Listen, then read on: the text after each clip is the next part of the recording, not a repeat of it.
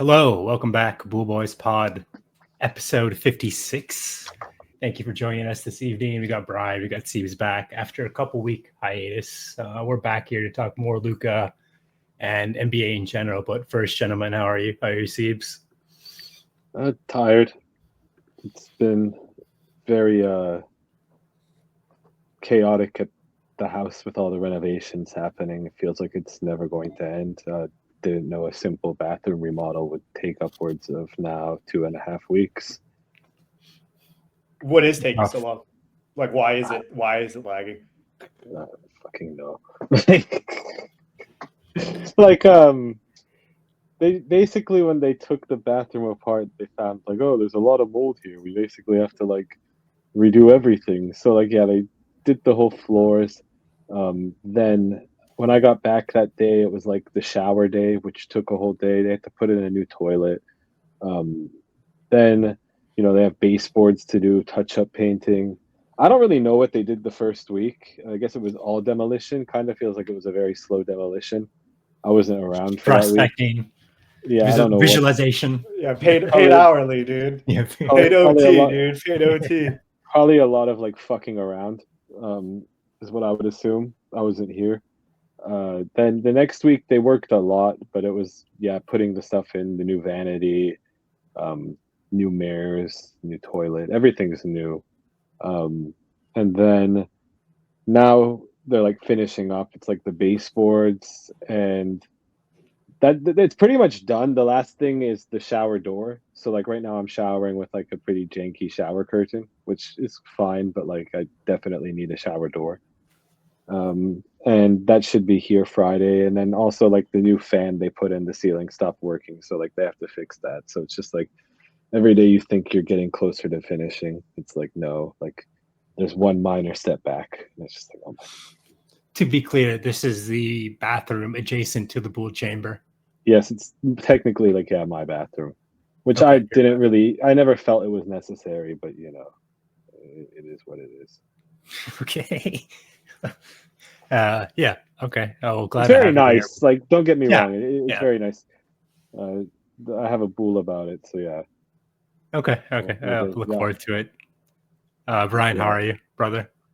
Crushing 60-mile bike rides. I guess. It's just it was just really nice that day, so just wanted to get out. And honestly, it was just mostly chill, man. I was it's already almost March. I don't even know what's going on. So it's just in and out, go home for a little bit, come back, work. It's a good pace. It's nothing too bad, but kind of just chugging along, dude. Is biking a seasonal thing for you? So now is a time to transition. Now that the rain, it's supposed to be raining for the next couple of months, right? And then it should be. Is it? In essence, it's hot as hell this week. I don't think it's really going to rain that much. Oh, isn't it April showers bring May flowers? I don't know. I don't think California counts, man. It used to, but the global warming situation. Then we've had a very, very, very dry winter. Yes, I think that's kind of what happened with the catastrophe. No, I don't think it was supposed to be like that. I actually think that because we had really strong El Nino, isn't La Nina supposed to come after El Nino? Isn't that there's a La Nina? Yeah. And El Nino comes after La Nina comes after El Nino or something like that. Never the strong rains after. Right, have you heard of this La Nina? I don't think I have, man. I know. You can look it up. You can look La Nina. I believe. It's believable. It was very a very Ashwin piece of information. Yeah. If you're a golfer, you have to know the weather. I think it goes hand in hand because you're always looking for it's going to be.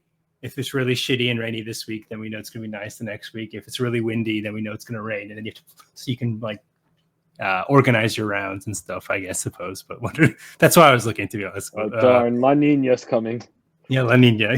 Watch out. I honestly just play it by ear for the bike rides. It's I'll check the weather. It's kind of nice. It's a little too cold to go into the water to surf and stuff. And I just fixed my bike recently, so it's I haven't been riding it, so it's it's just pleasant to be outside, I guess. Where did you go? Did you do the Newport Back Bay thing, or did you? No, so I actually went through Santiago again, but I I haven't gone on this ride for a very long time, like this particularly quite long one. And it kind of pops out to the end, like past Santa Margarita and like near like Aliso Viejo. But they like extended the path. So it's like gone even longer. That's why it was so long. I just like kind of kept exploring. And at some point I stopped at some golf course. I don't know if it was like some Lake Forest golf course. I don't know if it's new or something like that. It's like pretty fucking nice. So I like just chilled there for a while. But yeah, that was the route that I did. It was just like super nice. So impressive, Ryan. Yeah, Moomin. Was it like Brian? Where was this golf course? Was it near like Rancho Santa Margarita? Yeah, something like that. Might have been like pretty close. Might have been Coto de Casa golf course. Maybe. I think maybe they just recently got a road there, so I was able to kind of just post up there and just chill. So it was nice. Very nice. Pretty dope. Okay, you want to get into it? We've had two very dank Luka games, Denver and Mavs revenge tour. Thought we'd talk about that before we get into our little tier list of NBA prospects. That sound good? Yes. So Denver game first or the Mavs game first? I think Denver. Why not? I feel like the Mavs game had the storyline, but honestly, Luka played well. It wasn't like an iconic game, I guess you would say. It kind of was just like a game. We played decently enough to win against a hard-fighting Mavs team. The Nuggets game, I feel like, was like, oh shit, like this could be extremely dank. Yeah. I had a couple things in the Mavs game, so let's start with the Denver game first. Anyone want to go first? I had a couple notes. Start us off. Go for it. Okay. Go for it. Yeah. So I thought it was a very big win. I think, like, fundamentally, whenever we played Denver like the last 4 years, we always had like supposedly a good defense, but we would always struggle to score.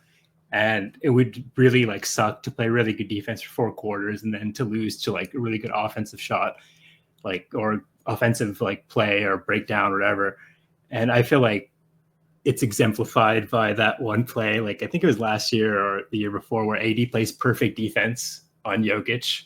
And then he hits a step back 3, and then you can just see like AD visibly slump because there's nothing more you can do. Like you can play great defense, and it's still not going to, like, you can still lose to that team. And so playing now with Luka and LeBron is such like a switch to like offensive like firepower that it was really cool to see that maybe this is a way we can beat Jokic.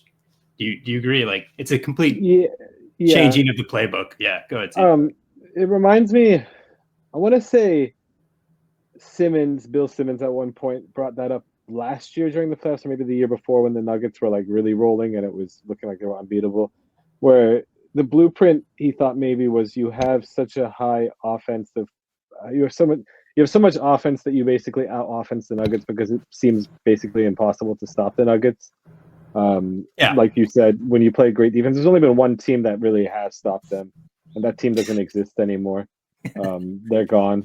I don't know. That's a whole nother story. But yeah, that was Minnesota last year. They were basically built to stop the Nuggets. With the inside track, by the way, from GM. Of course, yeah. There was like that series was it 2 years ago, second round, Phoenix versus Denver, where Phoenix, I think they took it 6 games. Yes. And it was they took it 6 games. The 2 games they won were like Durant and Booker were basically like perfect. Went insane from mid-range, barely missed. I want to say Booker had like a game where he shot like almost 80% or some shit. It was absurd and had 40 points. But that seems to be like a blueprint where you could possibly beat the Nuggets, where you out-offense them. Now, can you do it for like 4 games out of 7? That's going to be a big question. But it's definitely a better blueprint than we were going with before, I'd say. Brian, anything? Yeah, I mean, I think just speaking specifically to Luka in the Nuggets game, I thought it was encouraging that, he had 2 pretty bad games, we could say it. And to be honest, he's still kind of catching his stride, but he popped off for like 16 points or something and a few assists in the first quarter, which I find to be kind of like Luka's trademark, really. the first quarter pop off. So to kind of have his first good game be very exemplary of who he is, I thought was pretty great. For me, I agree. It's just like seeing how our offense has evolved. Like, obviously, we miss a lot with AD. He was a very good offensive player and a great defensive player. But I'm almost wondering that because he's not in the middle anymore, it just clears so much space for us to just like zip the ball around a bit more. And again, I'm not saying this like to shit on AD. I thought he was great, obviously. But, like, when you kind of feed the ball to AD, it would kind of like slow down the offense a bit. And now you just have the 3-guard lineup of LeBron, Luka, and Reeves. Reeves is that guy. Honestly, he's like really sick. And then they're pretty.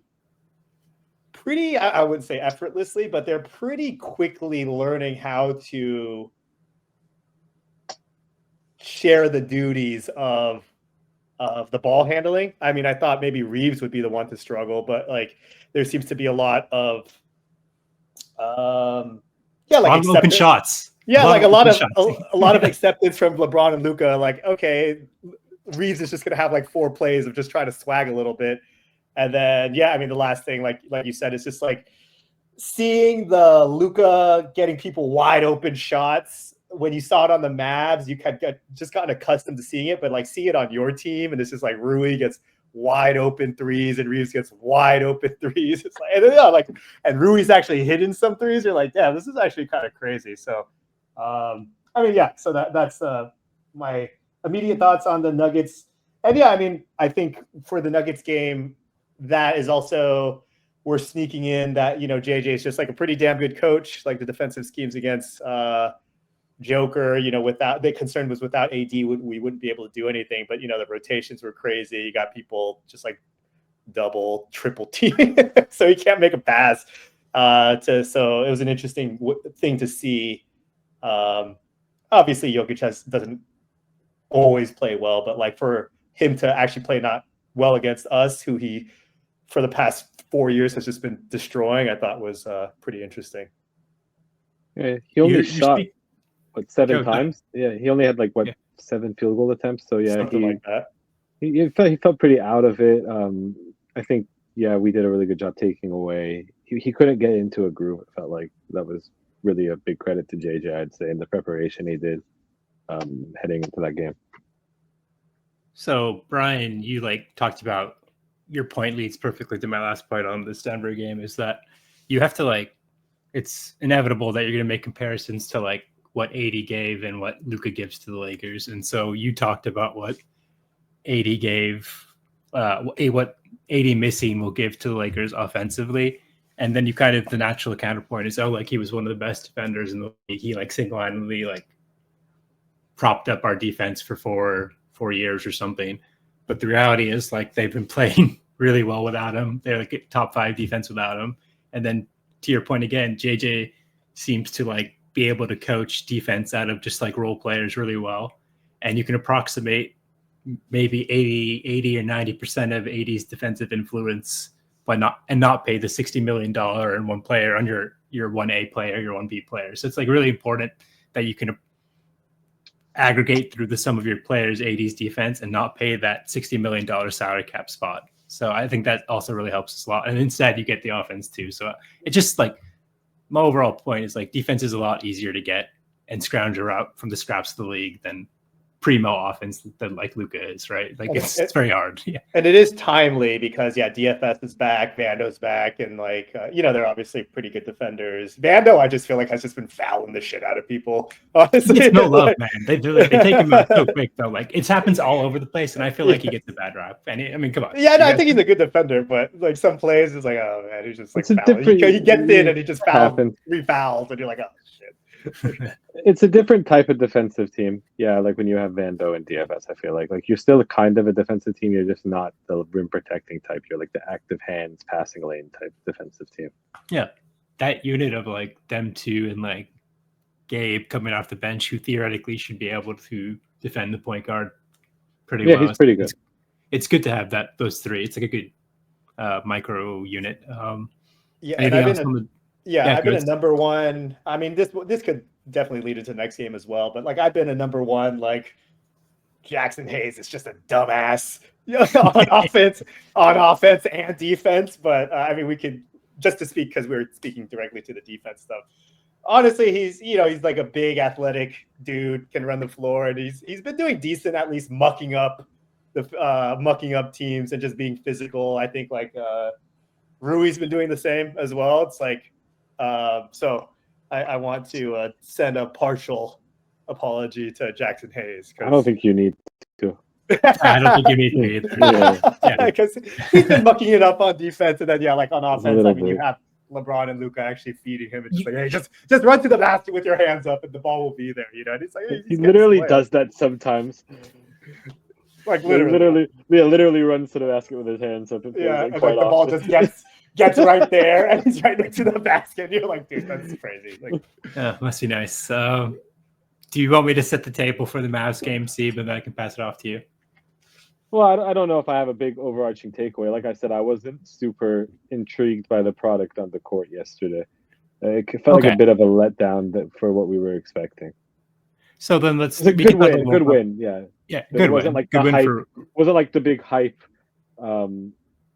spite fest that we all wanted, I feel like. No, I would have loved them more like a Luka 40-piece or 50-piece. Yeah. Like pointing at Nico at every three would be kind of doing that in the beginning. You're staring him down, but it doesn't translate on the camera really. But I like that Christie played really well. Kyrie balled out. I think Rui deserves his flowers. I think he was kind of like a lightning rod of criticism. He's playing really well. My overarching take was is that Bill also kind of touched on this, was like removing D'Lo has kind of removed the boneheadedness from our team, and by osmosis also like from AR and Rui and a little bit of Jackson Hayes. Like there were so many like in the Denver series in particular, but overall like in this regular season as well, like where we would just have stupid ass plays. We're like, what the fuck are we doing? Like D'Lo with a bad shot or like 3 turnovers in a row. And we don't really have that this year. Is it maybe a combination of JJ plus losing D'Lo? But like that should be noted. That's one thing I noted in the Mavericks game.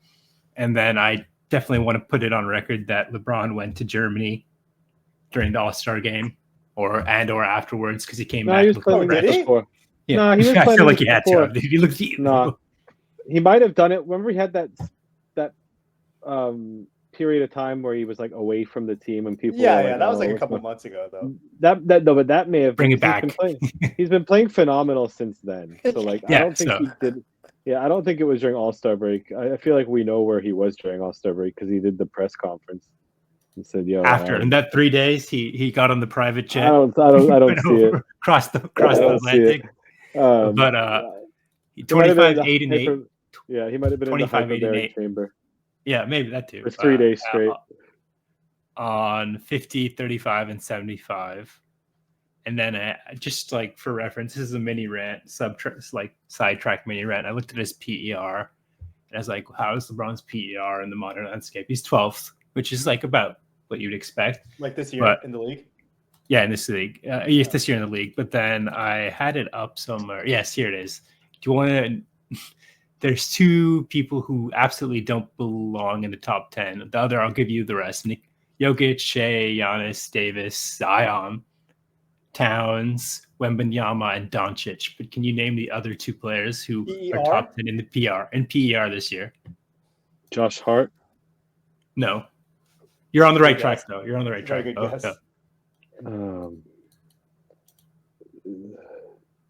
Amen Thompson. Close. I mean, I guess one of them is injured. That's a big hint. Not Kawhi. Daniel Gafford. Oh, for sure, yeah. Yeah, I mean, I can see it. And then would you be at number 5? Recently failed medical Mark Williams. Really? Yes. Mark Williams was going insane. But that does feel a little out of place. My side rant is that the PER is a flawed system because it always does this. It always like overvalues efficient big men who don't shoot that much or shoot very well. But it's not. Come on, they're not in top 10 in the league comparatively to like. So that's why I feel like Hollinger's kind of a hack. But but so be it. That's a bit of a side rant. Hollinger is okay, but I understand your beef. Like, yeah, and maybe why it's phased out by other But things. you got to go with Raptor, bro. Raptor, yeah. Maybe I should have looked Raptor instead. Yeah, but yeah, LeBron going off 25, 8, and 8, and it just looks significantly better. Is it just like, well, Steve's already talked about it, but I was gonna like bring it up. Is it just like the being reinvigorated by Luka and like seeing a title possibly in the future for himself that he's playing super hard, but he's playing this well before too. I don't know what's happening from compared to last year. Any ideas? Putting out a good example for his son. Hey, I mean, there was a few games ago where Bronny had like 9 points and like 2 nasty threes or something like that. Like, hey, this is chill. Like, maybe he's. I'm not gonna make that joke. It's inappropriate. I'm just not gonna say. We could edit it out, Steve. So don't worry.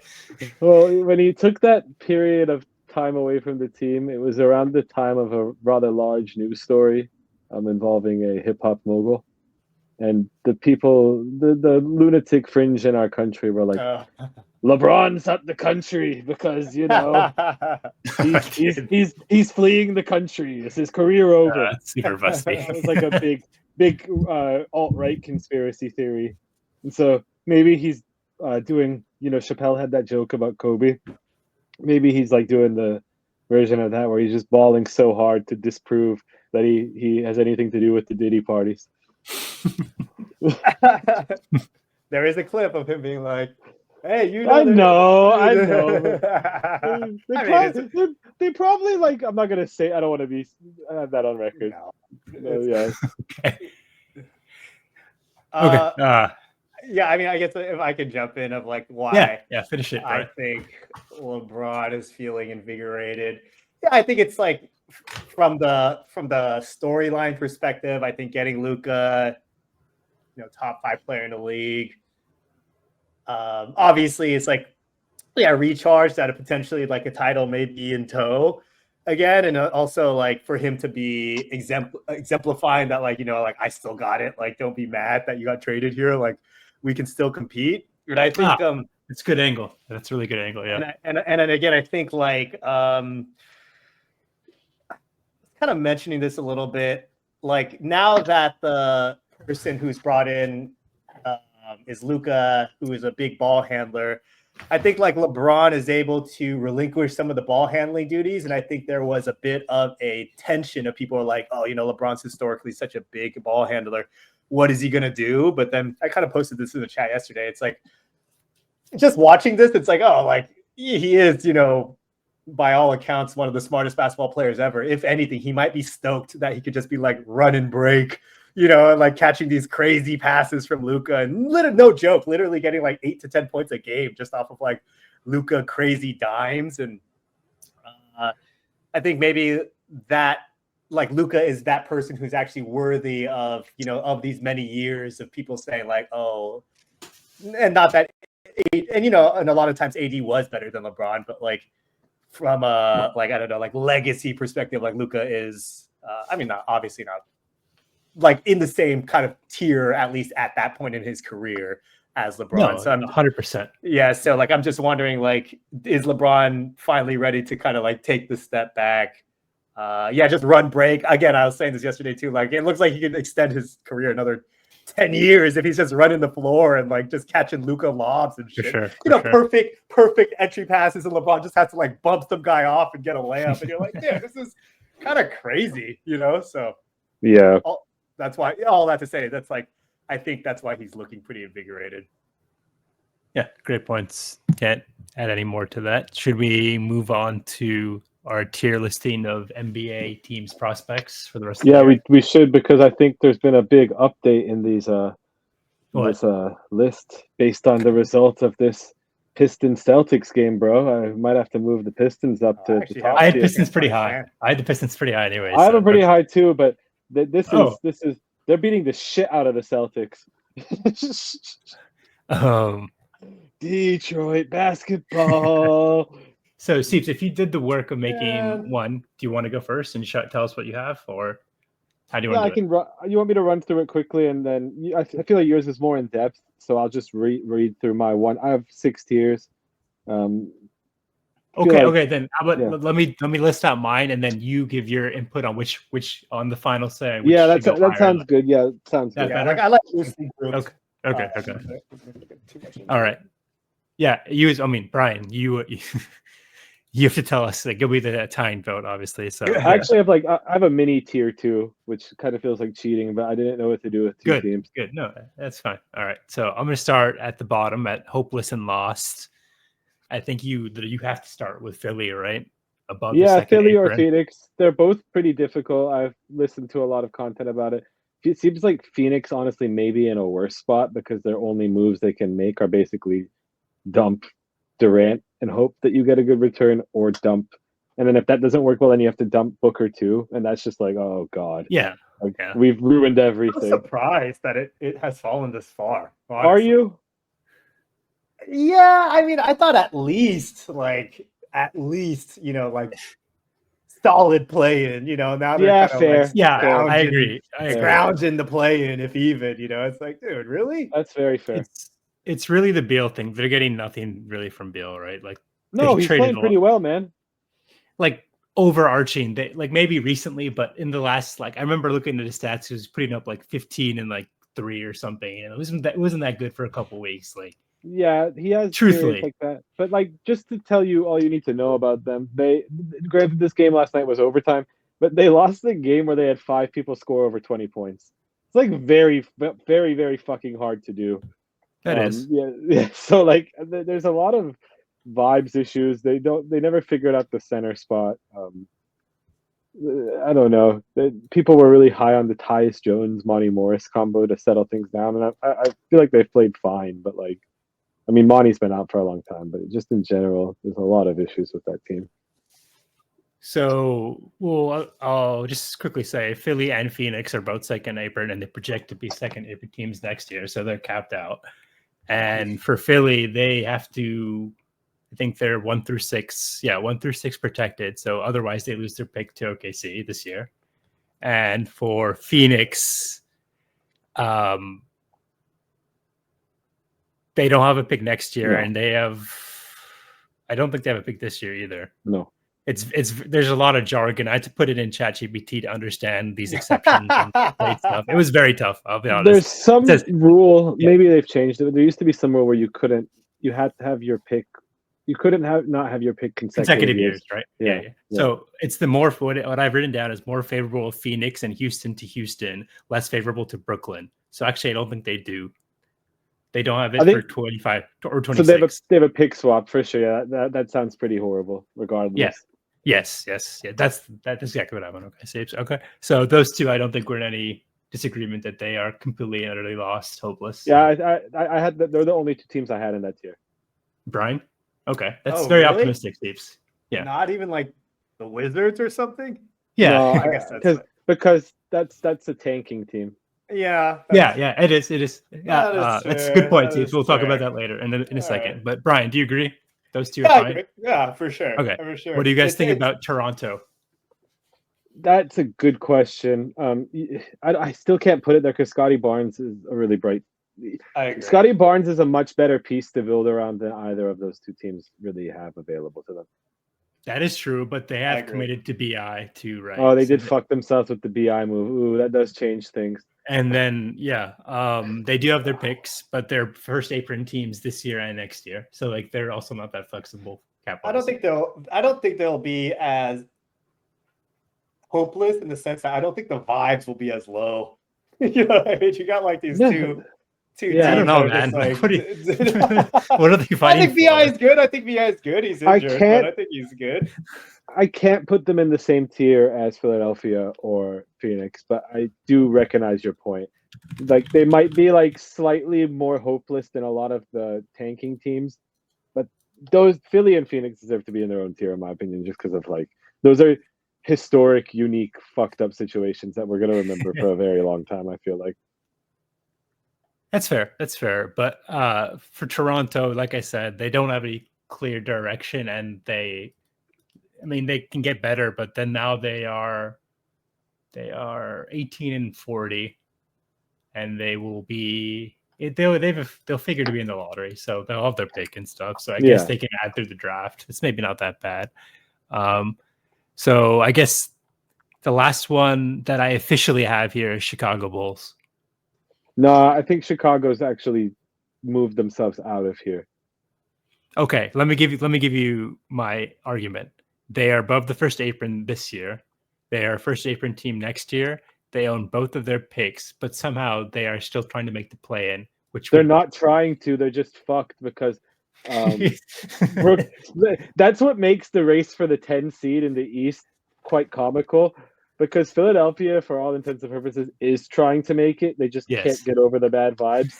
And you have Chicago and Brooklyn who are like making tanking moves at the deadline. Like, please, we're not trying to make this shit. We don't want this. We want to tank. Chicago traded for their own picks back to control. Exactly. Yeah, they were able to get off Levine too. And I think Brooklyn got their own picks back too. Brooklyn and Chicago, I want to say, got their own picks back. So they control their own draft destiny. It's just like Philly's really fucking them over because they're basically like begging Philly, please take our spot. And then Philly loses to both of them in consecutive, or within a span of 3 games. And it's just like, oh my God, one of them is going to have the all-time backing into the play-in. Brian, what do you think? Chicago? No, I agree. I mean, I just mentioned it. They're off Levine. I think they have the tools to at least rebuild. Whereas with the Sixers and the Suns, it's the rebuilding is pretty bleak looking. You know what I mean? I can understand that, but can you Gotti, see them shooting themselves in the Giddey. foot also?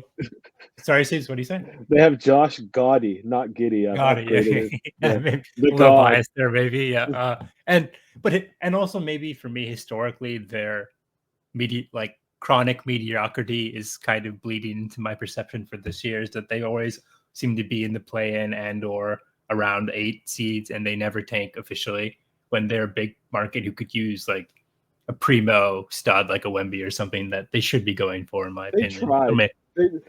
You have to give them credit this year. They really did try to tank, I feel like. You're not understanding how badly this Philly thing fucked them over. That's fair. So truly, this is the Philly tier, and Phoenix gets dragged into it rather. I had Chicago here, and I had Toronto here. Both of you said should be probably moved up to the next tier. I think because the Bulls and Raptors are also both younger teams. Suns and Sixers, it just feels like it's kind of like decrepit tumbling of what the fuck are we supposed to do? Yeah, also, you know what I mean? Bulls are kind of fun to watch. Players are still developing and stuff like that. Yeah, Sixers, Suns is these players are developed, and they're actually at the tail. They're disintegrating, dude. No, that's fair. I can move on. Outruled. That's perfectly fair. So then let's move to capture the flag. So obviously Utah here, below the cap, will be below the cap next year. They have a lot of picks. They have their own. They have the most favorable of Utah 1 through 10, Cleveland, Minnesota, and Phoenix. So out of those 4 teams, they get the best pick out of any of those 4 teams. I think that's how it'll be their own pick, so basically. Probably. Probably. And then anything on Utah? I mean, the Laurie, do you think is being mismanaged here? Example. That's actually they're a weird team because they'll play absolute shit for 2 weeks, and then they'll have this random home game where it's just all right, the boys have decided to play one of the best teams in the NBA. Because I've been watching them a lot because I have Isaiah Collier in fantasy, and the first week I got him, I was watching a game just to see Isaiah, and I was why are these guys playing so hard? What's going on? So Will Hardy's a good enough coach that he steals some wins when they shouldn't. They beat the Rockets on Sunday, I think, and it was what the fuck, dude? They're tanking, but they have a lot of bright prospects, I'd say, outside Keontae George, who I need to.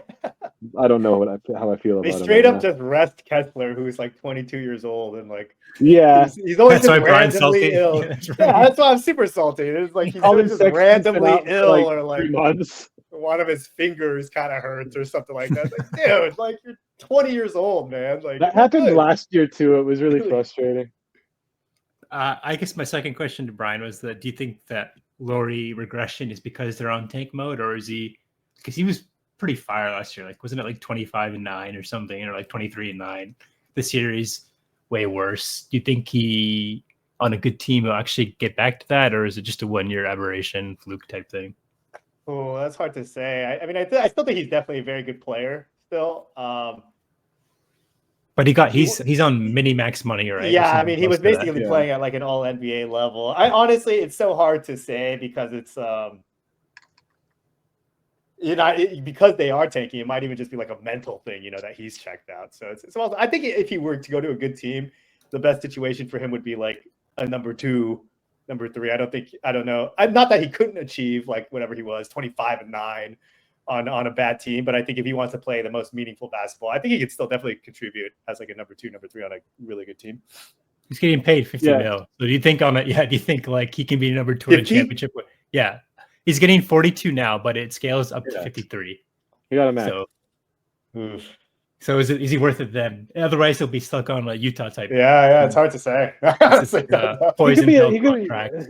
50 mil. Golden handcuffs. It's a max extension, I believe. I'd have to see what team he goes to. Like, he could have been pretty cool on Golden State when they were trying to get him before the year, but he's definitely not a second best player. He'd have to be your third, I'd say. I agree with that. As a third guy, it'd be pretty primo. Anything else on Utah? Are you guys both agree, right? That's probably the typical one. San Antonio Spurs next. Yeah, I mean, they're actually like a future is bright team, but for the rest of this season, you do have to say they're tanking. Yeah, I felt there were some teams that were like double categories. Same, yeah. There was some overlap, so you had to pick, but they are below the cap. They'll be below the cap next year. They own their pick, and they could possibly own ATL's pick, Atlanta's pick as well, I think. And then they own their next year. So 3 picks in 2 years. Pretty good for them. A lot of juice to build around Wemby. Next was Trailblazers. I have them as a future. They are not paying anybody anything. Really? Okay. Well, okay. Let me set it up and then tell us why. So they have their picks, unless it's above 50, unless it's 15 or above, they go to Chicago, and they're not paying anyone. So why are they a futures bright team, Sebastian? Because over the last month, I don't have the exact numbers, but they went on that insane winning streak where they had the longest winning streak in the league for a while. I want to say they won like 8 games in a row or something. They beat a lot of good teams. They play really hard. They're not far enough out of the play-in, honestly, even to say they're totally eliminated.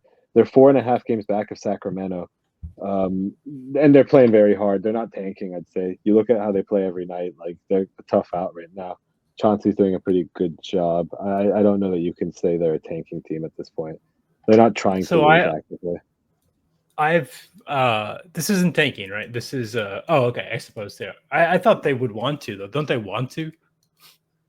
I don't know that they're at the stage of the rebuild where it's like we have all these young players that we're doubling up now, and that becomes difficult when you start doubling up because like you don't know who to give the minutes to, So I kind of have them as a future is bright team. They're like the lowest ranked of my future is bright teams, but I do kind of think they're on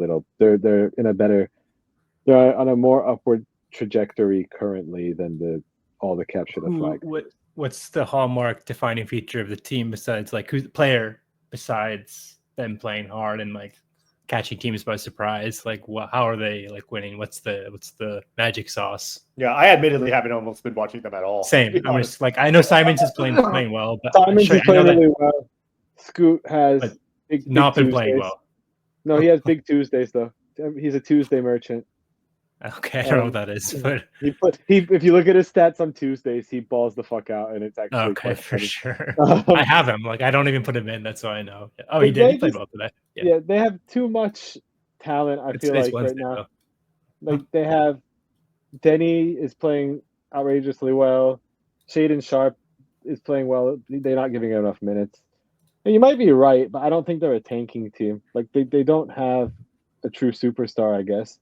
Kamara's balling out. They just play, like I said, they play really hard, and they're a tough out. They've beaten some pretty good teams. Good argument. What do you think, Brian? settle the tie? I'm kind of with you. I think they should be tanking, but like again, I haven't watched them enough to say that. Yeah, No, I don't disagree that they should be, but they're not, is my opinion. Sure, Like, fair enough. Yeah, sure. No, simply put, do you think their future is bright? That's the real question. Like, would you in the Portland tier? I think their future is fine. If we're thinking future is bright, I think we're thinking of. So you want to have them middle of the road? Because kind of top contenders. You know what I mean? Or like feels harsh. You see a vision for a top contender one day, and it's like, I think when we say future is bright for the Blazers, it'll be like, okay, they're not shit. That's great. You know what I mean? But I can't really see him as like an actual. I had a hard time with them because I look at the 3 teams I have in future and bright, and yeah, their future is significantly less bright than these 3 teams. But they also feel like they have more optimism than the 4 teams I have in middle of the road, and they're not tanking, so I can't put them in capture the flag.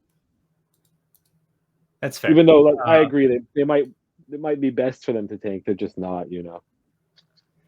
So let's move on. We got a lot of teams to go through. Yeah.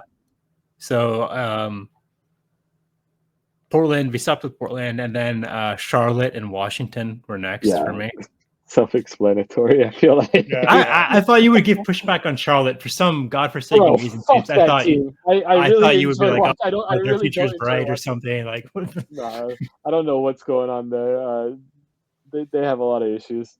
They have Brandon Miller. That's the one thing. But for this season, yeah, he's a very good player.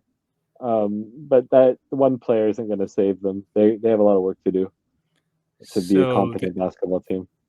They're not paying anyone. Player? What? What do you mean that one player? They have one player. They need. They have one player. I think you said that one player. Like you were refusing to say his name or something. like some Voldemort shit. I was like, what do you mean that one player? No. Like the player you're referring to, LaMelo. He has a lot of personal growth to go through in terms of what he wants to be remembered as a basketball player. Oh wow, damn. Okay, that's both are not paying anyone money. I think he has it. He's the Gen Z superstar, man. He epitomizes it pretty well. It's gonna be hard when those Gen Z kids grow up and are like, "Damn, I'm just watching losing play after losing play." It's really hard because he's so fun to watch, but there's just a lot. Yeah. I mean, we'll see. But both of them are incentivized to tank because they lose their pick if it goes past like 10 or 14. Yeah. So they are trying to tank. Brooklyn, I think, is the next team. Some might debate that because they're playing well. Okay, Brian, you think so? Yeah, I agreed. They're starting Killian Hayes, man. What about him? I know he's in a little renaissance, right? Yeah. They're starting him. Okay. Okay. Enough said. Okay. He's playing well, but for sure. That's probably why. Okay, for sure. I get it now. Enough said. Next 2 might be a little controversial. Pelicans. I have them here. Yeah, they're complicated, but their record's so bad, man. They are paying a lot of money, but they have their picks. Yeah. They're first apron teams, but they have their picks, and they have Milwaukee's if they completely shit the bed. It's not happening, though. How have they been since Zion's gotten back? He's playing well, but they're still losing a lot. He is. I've noticed that. I looked at the best player score for the last games, and it's always Zion, like having 28 or 20. But they're losing minutes in minutes and a high percentage. Weird because I haven't watched a lot of them until recently, but Trey Murphy's also playing really well. Oh, he's super hooping. Yeah, I like Trey Murphy a lot, and I just don't understand the rest of the team. They are their center is the rookie Yves Missy. He's playing well, but he's very raw. So they might have a brighter future than some of these capture the flag teams with what they already have on their roster, but they definitely are tanking. So last team in the tier, unless Brian, you have anything else on it? Sacramento. They're not tanking though. They aren't, but in the middle of the road. Yeah, they're not tanking. Let me say why, because they have Atlanta's pick. If they have a top 12 pick, they keep it. If it's 13 to 30, they give it to Atlanta. And so I thought that they might be motivated to go the other way and try to get a top 12 pick if they have no. I mean, they got rid of Fox. Like, yeah, they have Levine, correct? I haven't even. Yeah, they have Levine. But like Levine, DeMontis, do you really think you're going to do well past the play-in and maybe go the other way and try to keep your pick? I don't know. But they're not tanking. They can't really. Stubborn owner syndrome, maybe. I don't know. I don't know. I don't see. They're gonna. I don't know. They got rid of the coach too, right? Earlier this year. Yeah, Doug Christie's been pretty good though. Okay. I feel like their fans accept what it is. Like they're a fun team to watch offensively. They don't have a really high ceiling. That is what it is. I feel like they'll have other things to address probably, but for the next year or two, I feel like this is where they're going to be. Sure. Brian, what's your read? Yep. Last team for this I tier, agree. in my opinion. Okay. Steves, any more you had in this tier you want to bring up, or same? Yeah, I had Toronto and Brooklyn. Or Toronto and Chicago. We discussed it earlier though. Okay, no problem. Yeah. All right, next tier, middle of the road. I'll save this for later. I'll start with the easy one, probably Miami Heat. Yeah, I have Miami. Yeah. Have their picks and their first apron team, but they have their picks 1 through 14 protected this year. Memphis. No, I have no way. Yeah. Whoa. Okay. I'm a little salty on Memphis. I'll highlight this one. We'll talk about it in the next year then. Dallas. Yes, I have Dallas there. I have Dallas as well. Bucks. No. Okay, I'll highlight Bucks. I'll give the case for Bucks is that their second apron team completely capped out, and they don't have their pick this year. They have it next year. And then for Memphis, they are first apron team. They have their picks, but I just I'm not as high as them as in like the fringe contender list as other people are. That's just the reason. No, they're a B tier team for me. Like they're second place in the West right now. I don't think you can say the middle of the road. There's only like 4 middle of the road teams to me. Okay. Then Brian, any comments on those, and then we'll give it to Steves. Yeah. Did you not have any consideration for the Hawks? I have them in my BT or middle of the road pretty clearly. Yeah, I feel like they are the middle of the road team for the past 3 years. Like they were my number one definition. Yeah. I'm glazing them maybe because I watch Trey and I know that Jalen Johnson is like a real deal. Great. Right? Yeah. There might be something brewing there that for the first half of the season that we're not seeing now because he's injured and Trey's just chucking shots up. But they have their first apron team, but they have picks. They have our pick actually this year, and then they have their own pick next year. So like they have something to work with. They have 2 picks to work with, possibly more. They can have an MLE, right, from at least an MLE. And I think that guy is going to be really good next year, even better. I think he'll be like a second round fantasy pick. Jalen Johnson. But yeah, Jalen Johnson. Yeah, he could be. He is very good.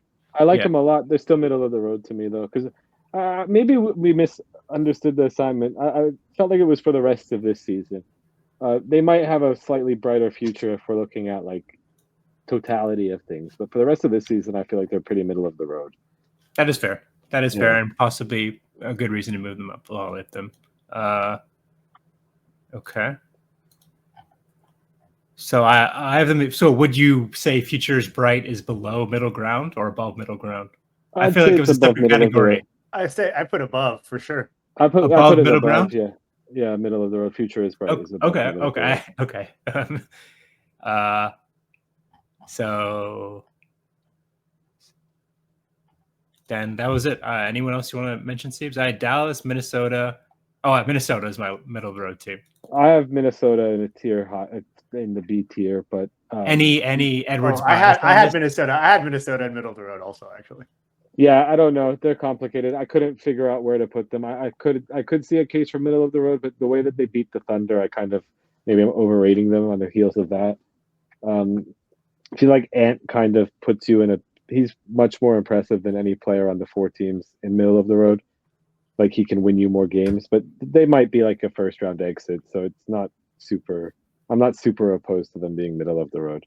Yeah, I think I put them there mostly for disappointment reasons. I mean, obviously they had to, there's been a little bit of an overhaul with, Randall and everything. And So, and Cat, obviously, but I think even though I love Ant, I think hoping that they would be just a little bit more competitive, or at least have a better record.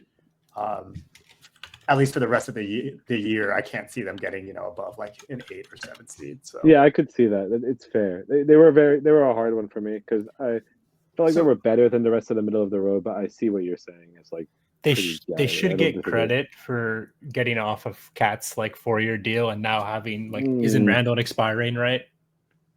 Isn't he expiring this year? He might be. He might have a player option. I think that was the whole. I thought that was the whole point of like the deal was that it was expiring, so they would, in theory, not have to pay Cat, Rudy, and so they he has a. I think this year, he has a player option for next season, and then he's an unrestricted free agent in 26-27. So in theory, he could be back next year. But still 2 years less than Cat at 60 sure. years. Yeah, at 60 or something, or whatever, or 50 to 60. I don't know what the exact number was, but I thought so. Maybe that should factor in our calculus and bump it a little bit upwards because they took a step back, but it was for overall to like reassess and like retool for a brighter future. Maybe I could see that. I don't know if they knew that, but they knew they had to get rid of. They couldn't pay Cat, Rudy, and Ant That's together. true. It wasn't going to work. They knew that. Maybe you're right. Future is bright. Next year? Yeah, future is bright as the next year. I had 4 teams. Okay. I think the easy one is the Rockets. Yeah, they're the brightest future of all time, possibly. So when I put this into ChatGPT to check, they added this note that they're projected to get between 15 and 30 first-round picks in the next 2 years. Is that right? I don't know. That sounds pretty insane. 15 to 30? I don't think that's possible. Okay. No. There was a lot of hallucinating from ChatGPT when I was doing this. I legitimately said, no, that's not right. Like, I actually I had a table of like the first round pick like trades and exceptions, and I said, this is not right. They said, oh, my bad. I didn't know that. Why don't you? Sometimes it'll do that. Yeah. It's like, come on, man. Like, that's pretty whack. That's the whole problem with the tool. Yeah. I think a controversial pick here is maybe the Pacers. They're youngish. They have their picks. They have money. I don't think that's controversial. It's fine. I had them a tier higher, but I see what you're saying. Okay. Magic. Yes, I have Magic here. So they have theirs and they have Denver's basically this year. So same thing as Spurs, 3 picks in 2 years, and they're paying nobody any money. But I'm sorry. Next year they will be a first apron team when Paolo's money kicks in, I think. But other than that, they have a lot of future. Cleveland. No, man, that's way off. They're title or bust, I think. Yeah, I say title or bust for Cleveland. Okay, pretty much. They're the best team in the league right now. Hear me out. Do that. So, I don't agree. I'm gonna have it. No, I can't really agree with that. That's fine. Okay, but I'll hear you out. Okay. Thank you, Steve. I actually want to know the reason. It sounds pretty crazy. I want to hear it. So their main guy is youngish. Mobley is going to get better. Donovan Mitchell can still get better. Garland can still get better. And Jarrett Allen, if for all intents and purposes, if it doesn't work, he's a trade piece. They are below the cap. Below the first apron this year. They'll be a first apron team next year, and they have 2 picks coming. So in theory, it's not like they must win this year. They have time. If Donovan Mitchell stays, they have time to get better and like possibly win the next 2 to 3 years. So this year, I don't consider it for the next they're a victim of their own success. They're playing really well, and so the expectations have shifted. But in theory, it shouldn't be like this. That's my argument. I understand. There's less. It's not as high leverage of a situation, I guess you would say, if they don't win a title. But exactly, I do understand. I just feel like your first seed most of the year, you are title or bust team. That's the expectation that's going to be put on you. That's fair. Completely fair. But But I kind of went back and forth with that in my head too, because the bust part of championship or bust was like, it's not a huge bust. It's not a bust for them. They'd be very happy to make the finals. Even I think. I think it's a title or bust team that's just in a good situation. Yeah, there's some nuance there. Yeah. It's kind of like the Mavs became a title or bust team with Luka after his first Western Conference championship run, even if it was kind of fool's gold, like. It's fair. Last team in this tier, Pistons. Yes, of course. Yeah. Why don't Steve take the floor? Tell us why. Well, they like I said, they absolutely mollywopped the Celtics tonight. They won by 21. Jalen didn't play, I don't think, but anytime you're beating the presumed title favorite by 21, you got to maybe even move them up to the first tier of championship or bust. I don't know. No, I'm just playing around, but they've been the best story in the league. I feel like you look at like the disgraceful job that Monty did last year with that team, and like how it felt. We were all watching Pistons games last year because they were about to set their record for most losses in a row. It was like the watch to see if quite a turnaround. Yeah, and to turn around this fast. JB Bickerstaff, honestly, I feel like a lot of, Kenny Atkinson's getting a lot of buzz for Coach of the Year, but I kind of feel like it should be Bickerstaff. He's made the Pistons a joy to watch. He's unlocked Cade. They're getting a lot out of Malik Beasley and Tim Hardaway Jr. They had that horrific Jaden Ivey injury, and it didn't even really slow them. Tobias Harris is playing well. These are all pieces that are not part of the future is bright, but like they are stabilizing the organization so that the future can be bright. I feel like Cade is legitimately like a top 10 player. It's nice to see him succeed because coming out of college, it's like, he's like obviously amazing playmaker, but he had just been injured for so long, or like in and out, things like that. So to see him actually play for a stretch, and the team is playing well, and he's playing really well, it's like, okay, like you kind of see what the hype was for, because it was like, I remember it was hard to see hype, just he was like, I remember people saying he was like the best prospect since LeBron, like in a profile I read before he got to Oklahoma State, like when he was a senior in high school. Sure. And then he was like good at Oklahoma State, but it wasn't necessarily like LeBronian level, And then then you saw flashes of it, and then he got hurt the second year at Detroit, and then he went through fucking Monty last year. So he has a very fun play style too. Just like very good playmaking. I'm a big fan. Good point guard play. Big control of the game. This guy's pretty fucking good. So they have a lot of money, but they're going to lose their pick this year to Minnesota, I think, because it's 1 through 13 protected, and they're, as it stands, sixth. They're sixth in the East. So they have a good chance of finishing fourth. Yeah, so I think they would trade that. So Detroit was my last team. Anyone else you had for the future's bright? I fumbled also, or like I toiled with also having OKC here, but for the same reason, Cleveland, like they have so many picks in the next 5 years. Their players are young. Like I think all of their major players are under 25. They're not in a title or bust situation at all. Like they can contend every for the next year. 5 years. I understand what you're saying. Every year for them is title or bust, though. It's not. It's just this because it's OKC and people want to leave. What is? No. Because that's what happens when you become that good. Like every year is going to be title or bust. Just because this year ends up bust doesn't mean that even if they win this year, next year will be title or bust. If they don't win this year, next year will be title or bust. Like it doesn't necessarily mean like it's a 1 year of title or bust. Like sometimes your window becomes multiple title or bust years. Like the Jazz with Stockton and Malone, that was title or bust multiple years in a row. Like I don't know why I went there, but like you get what I'm saying. So go ahead, Brian. I had actually asterisked the Lakers here because it feels like we don't really have a lot of pressure, to win the title this year, but we just have this crazy trade, and it's just like we seem to be pretty competitive. I think it's like we don't really fit like the B-list title because I think we are a legitimately good team, but like I don't think we have real pressure to win this year. But so I asterisked it because I wasn't exactly sure, but that's I felt the same way. Yeah, maybe it becomes maybe like maybe the bust part of title or bust is the problem. Yeah, title contenders. If you just had title contenders, it'd be a lot easier. And like maybe like being a well-run organization leads to you being a title contender plus having a bright future. Like maybe we're learning this through this as we go. Yeah, that's well said. So I guess then, to be clear, Brian had Lakers here, possibly in futures bright, and I had OKC as the start of B list. For that reason, like because I thought about putting them one below, but because of they don't have that pressure. But well, let's go to what I actually had here, which was first be on the B list was the Knicks. Yes. Yeah.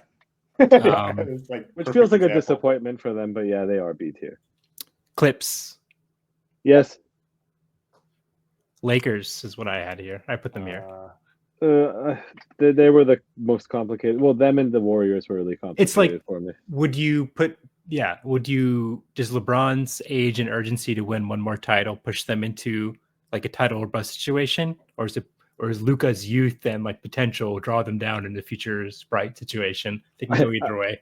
I had them as 1.5. Like I told you, it was very hard for me to determine where to put them.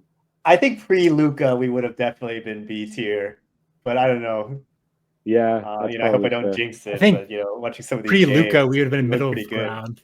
But like once the JJ shine will wear it off, and like maybe we got found out a little. That's probably where we were heading. Sure. Now with this new bump and JJ like getting a new toy to play with, I think we can be B. Saves, do you agree with Lakers and B? Well, yeah, 1.5 is where I had them, but that means I'm fine with them in 1 or 2, basically. Like, yeah. So Lakers and Clips, we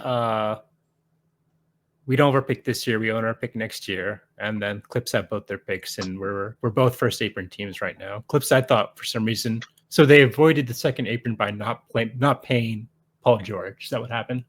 That's kind of the calculus of this. I believe so. Okay. That's all I had for B list. Do you guys have anybody else on B list? Yeah, so mine was Pacers, Clippers, Grizzlies, Knicks. Oh, I had Grizzlies and Wolves. But Wolves, like we talked about Wolves already. We already talked about most of these teams already. Yeah. So I was curious where you put them, Brian. Where did you? Anything else in? Yeah, I had the same. I had Pacers, Knicks, Grizz, Clippers. Fair enough. Yeah, then like Wolves, I kind of had up and down, middle of the road B list.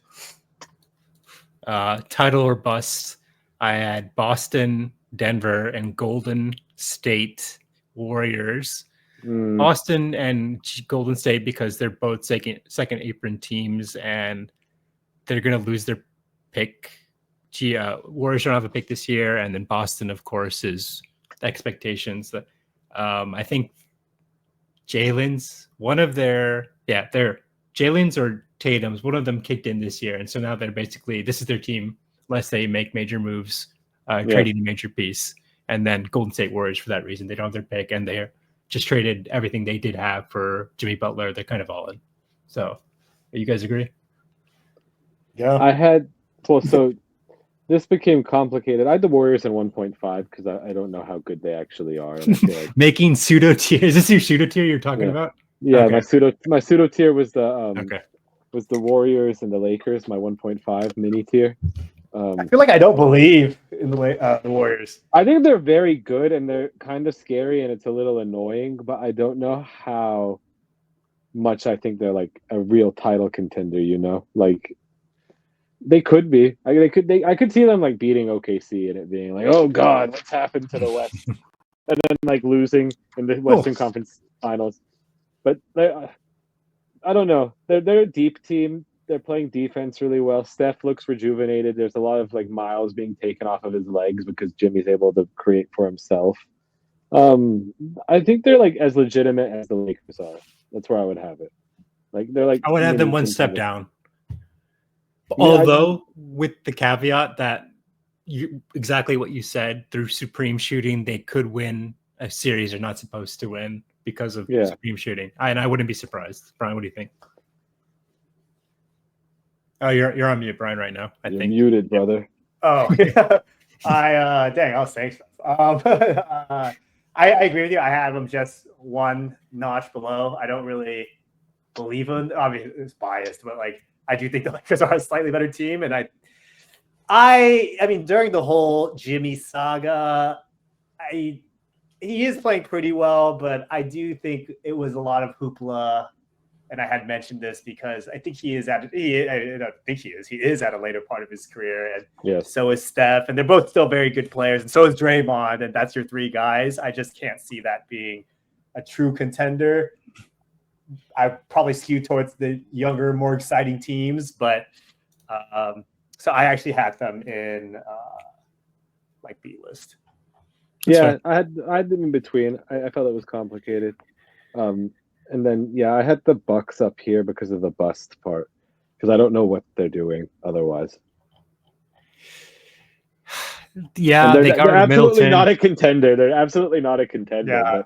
But I had Bucks question mark, and I also when we were discussing this in the Slack, you mentioned championship or bust with the Bucks name, and I was like, maybe Ashton's really high on the Bucks here, and I should have them.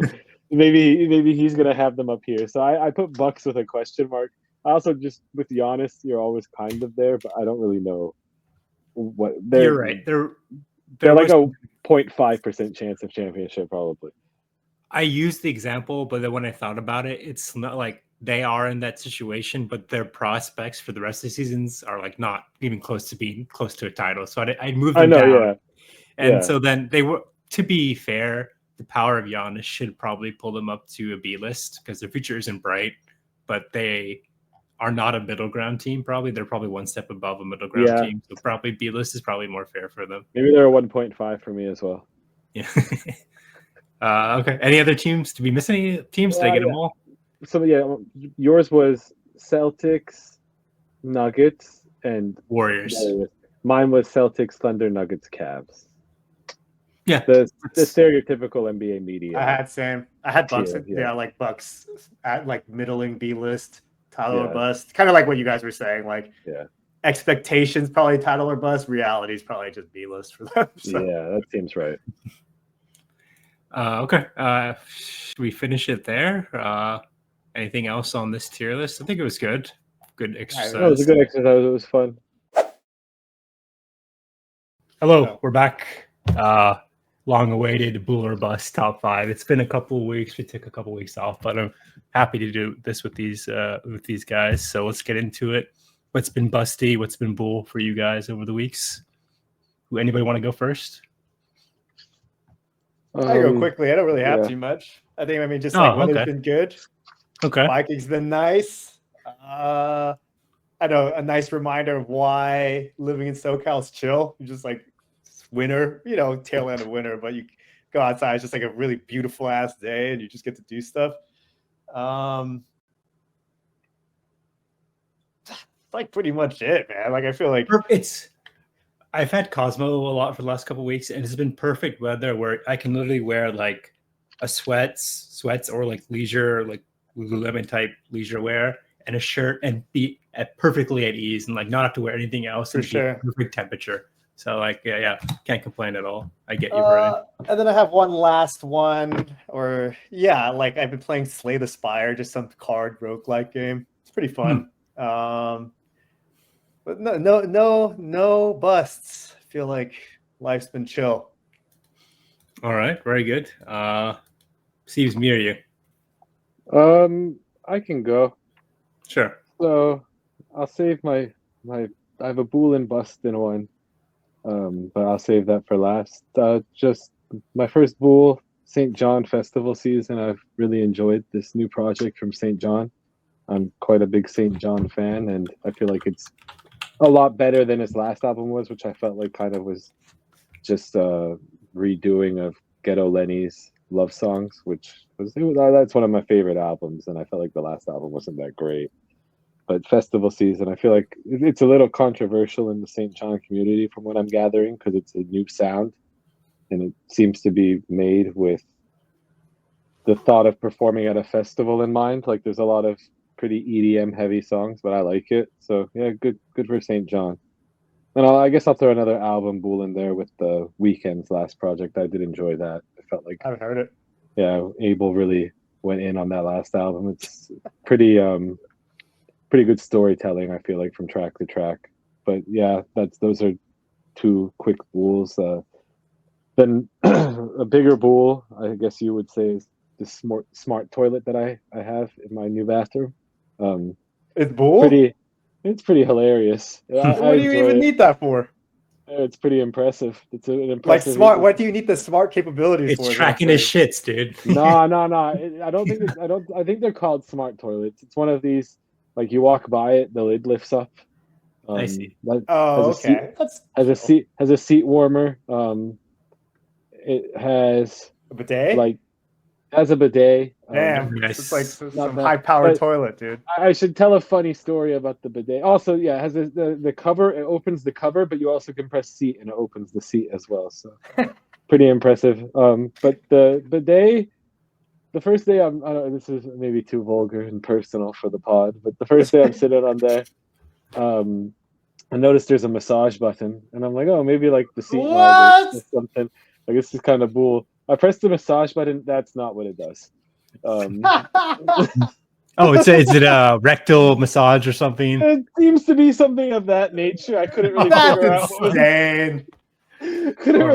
out what was going on with it. Massage or I googled why it has a massage feature, and I found out why. It's a bit vulgar, so I'm not going to get into it. It's not like some freaky shit.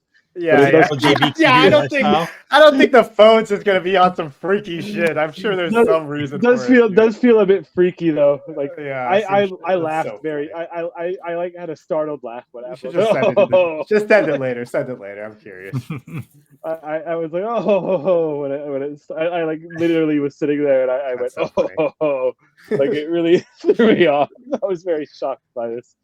But yeah, smart toilets, pretty wavy. All right, there you go. Very good, very good. And then my final Bool and Bustin' one. This is a sad one, but also kind of very funny. Is Philippe Clement got sacked as Rangers manager, and oh no, I'm really gonna miss him. He was really just the perfect, arrogant, dipshit prick manager, and just such a failure in every capacity that since he took over Rangers. Talked a lot of shit, and yeah, they got eliminated by a Division 2 side, a championship side in the Scottish FA Cup, and then I think they had another disappointing result at home, and he got sacked, and I'm just really, really gonna miss him. It's really unfortunate. It's like, I don't know. That's the Bool is that he's sacked, and it's quite funny, but the bust is, man, I'm going to miss the mediocrity. Yeah. Granted, they have a terrible track record of hiring managers, and the next one will probably suck too, but he was uniquely very funny. So yeah, bon voyage, Philippe. So is that your final one, Sibs? Yes. There's like a lot of parallels between mine and yours. So you had a soccer one. My soccer bust is that it's the end of Arsenal season. I had one. I had something about this on a bus, but I wrote it down and I didn't read it because I thought it's fair. Like, yeah, you didn't have to say it because I was going to say it. One of us was going to say it, but yeah, if it's to put an analogy for you to understand, Brian. It's like the equivalent of the Lakers playing the entire season with like one wing, just LeBron, and like 7 centers and 3-point guards, and we're just kind of playing. That's how we're playing. Like that's how we're.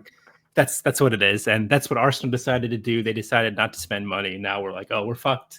Our one wing is gone. What do we do? Yeah, basically that's it. You had Sebastian had a toilet-based one. I also have a toilet-based one.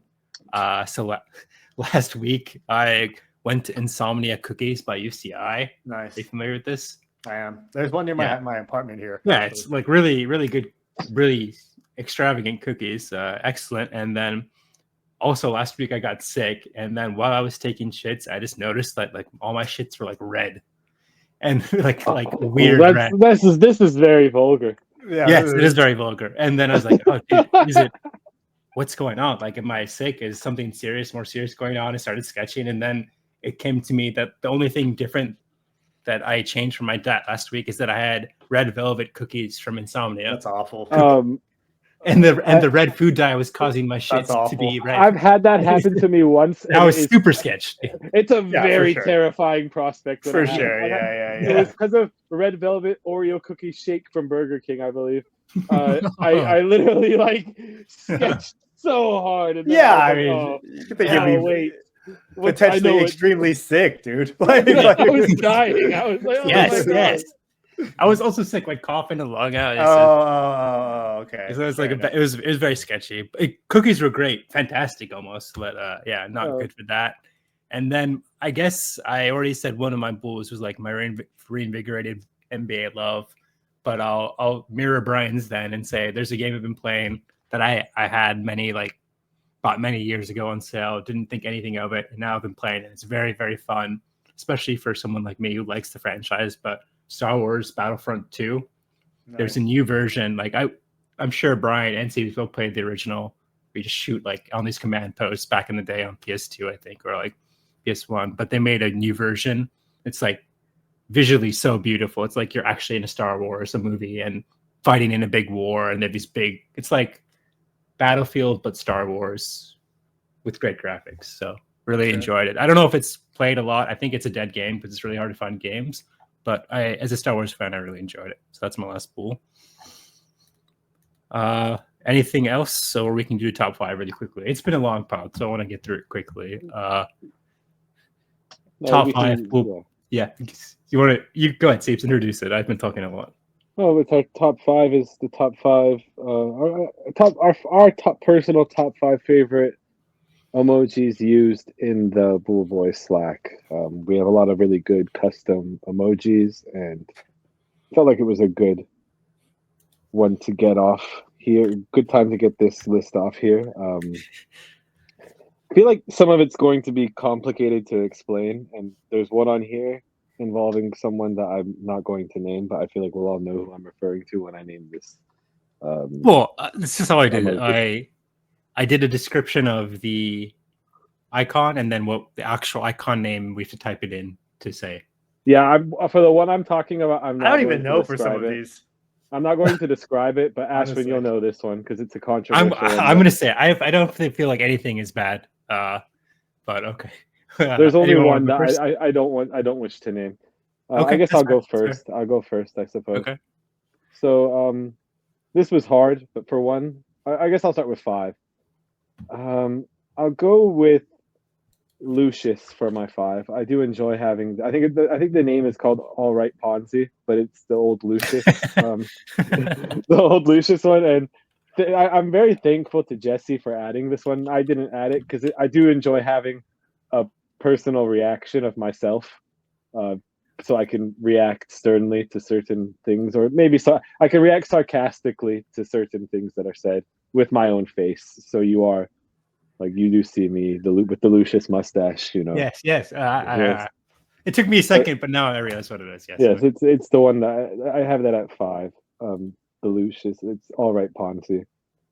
Then 4, I have the Ponzi sniff. I think everybody knows the Ponzi sniff at this point. Everybody knows Ponzi sniff. It's maybe the GOAT in terms of the use, and it's always good when the people embrace their own emojis. And Jesse has embraced the Ponzi sniff, so. It's good there. 3, I have Cool Guy, and that's the one I'm not going to describe. I think we all know what Cool Guy is. Yes, okay, yeah. That's fair. Probably for the best, yeah. Big fan of Cool Guy. But for Ashwin vaguely. Ashwin used to think, well, I used to think it was being used, I was using it positively, and then Ashwin illuminated me that when I used it, he thought I was being extremely sarcastic. And so I thought it was kind of sarcastic. Yeah, now it's sarcastic. I thought it was pretty sarcastic. Now when I use it, it's sarcastic. But before it was so definitely a positive one. Like I tip my glass to you. But now it's it's very sarcastic. It's like the Gatsby pose. That's just the best. Yes, it is. It is exactly that. Yes. But I mean, Gatsby wasn't being sarcastic. So okay, see. Two is Schwinn Laugh. I don't know the name of it, but I've replaced actual laughing emojis with just the Ashwin laughing emoji because I enjoy it much more. And one is the classic. It goes beyond Slack for me. It goes back to Nike Talk days, and it's Piff. It's smoking. It's like a smoking old school yellow emoji. It's smoking a cigarette with a, I want to say a purple hat on. And big fan of Piff. Piff is not sarcastic. When I give you Piff, it's a you've done well, yes. So actually, I'll go next. Do you have any more, Steve? Any honorable mentions? Honorable mention, I have Jazzy, Brian in a jean jacket, and then I forgot about that. And then the other one I have is Faded Bra, which is Arjun looking quite toasted. Yes. The only reason I said I wanted to go next because actually Siebes and I have the exact same 5. I have Piff at 5, Nath laughing at 4. That's what it's called. But to me, I always thought that and maybe because I was kind of an ass when that picture was taken, is that there's a tone of like a little bit of condescension in the laugh. Is that fair? There's a little bit of that sometimes, I feel. Yes. Okay. So that's what I said. Cool guy at 3. Country Stash Sebastian, aka Margar Bara Mrika, or All Right Ponzi at number 2, and then Ponzi Sniff at number 1, and then my honorable mentions were Dank, which is little baby Milky,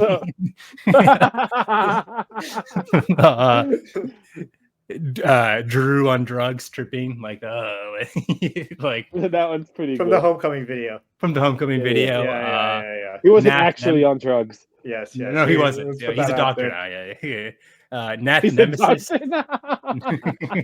So he doesn't do drugs, right? He doesn't do drugs. Nath Nemesis. Also, I won't describe who that is, but I think you all know who it is. Nath Nemesis is a great one. Yeah, and then these are Siebes. I know these are Siebes' doing, but I always laugh when I see them. Is OJ laughing? I do like this one. Gilbert Gottfried. Gilbert Gottfried. I just was looking at it right now. Rest in peace to Gilbert Gottfried. Rest in peace to both of them, right? Yeah. I don't know. I think it might be controversial to say rest in peace to OJ, even though I like the juice more than most. Juice. So that's my 5. Brian, what's yours? For sure. I mean, not too dissimilar. At number 5, I had Ponzi Sniff. I think it's one of the original ones too, of like one of the I think it might be the first one. Like variant emojis. Yeah. So like Mutant. Definitely on the top 5. I didn't know it was Lucius, but I had a Mustache Siebes on my list. Dude, very popular, but underused. Like, I didn't even realize it was Lucius. Like it's been so much. I use it. I think I'm the only person who uses it. At number 3, I had the Andrew Trippin one. I think it's pretty funny. It's just like a classic screen grab from the homecoming video. Like, I worked on that video, so it's just like very relevant and just fucking funny. Number 2, I had Piff. I don't even use it. I don't really use a lot of emojis, but like it's a good vibe to the chat, dude. Just like and the soaking of a cigarette, dude. So I'm a pretty big Piff fan, dude. I like it. Add some good vibes. You have some good vibes, dude. And then number 1, I had Cool Guy, actually. Cool Guy's great, for its sarcastic uses, dude. Like I've always thought it was sarcastic. Like, yeah, look at you, you're a fucking cool guy, dude. Like, you know, like Cool Guy's great. Mimicking the person who it is of.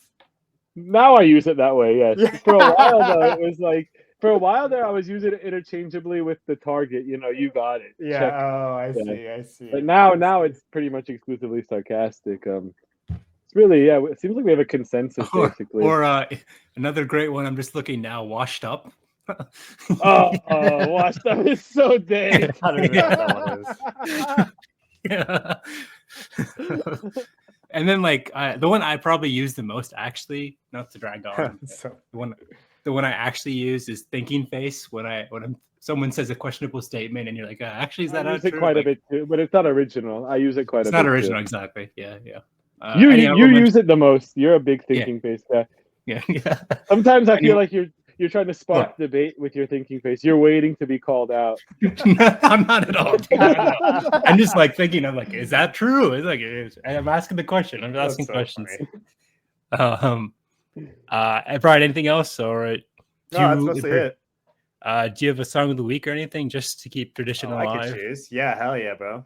All right, for sure. I think Steve actually did do the last one, so you're up. It is. It's a song I've been super down for. Called "Never Let Me Go" by Flashback FM and Archemy. It's like just like a drum and bass, chill, pretty high tempo, sick sax. And I was listening to it a bunch of times on my bike ride. It's like a zoom in song. You'll get it when you hear it. Sure. For sure. I think DMB's having a little bit of a resurgence. Yeah, for sure. I'll take a listen after the pod. But thanks for joining, guys. Long pod this week. Good luck to you, Brian, this week. We're playing each other in fantasy. I need a win to get peek it a couple of times to get to the playoffs. And you two are. How great would it be if all three of us made it to the playoffs? I'm just gonna put it out there on the pod. We can talk about it. But there's still enough time that like I could slide and like it's getting pretty tight. You know what I mean? So like I'm down to not let that happen. Okay, for sure. Thanks, Brian. Like my guys are just missing games. It's like I thought post All-Star break people would be nice and energized, but Garland's getting whacked in the face, Kessler's getting ill. You know what I mean? I don't hear any of this. Huh? Nobody gets to complain except me. Yeah, I think if anything, Steve should have the final word. Anything on Wemby? That's fair. I mean, I'm just trying to make the playoffs. Prayers for Victor. It was very. Oh yeah, that fucking sucks. From a human level, it was sad. I feel like I didn't watch the NBA for like pretty much the entire first week it was back from All-Star because I was pretty sad about Victor. Yeah, that does suck. I can't even watch this. But then Amin Thompson restored my happiness pretty quickly. And yeah, I don't know. He'll be back stronger than ever. And it felt like it was devastating news for like the basketball community at large. It was like, for sure. Yeah, everyone was sad, for sure. So good luck to you both this week. We'll see you next time for the next pod. Thank you for joining as always. Thank you to listeners. Take care. Peace.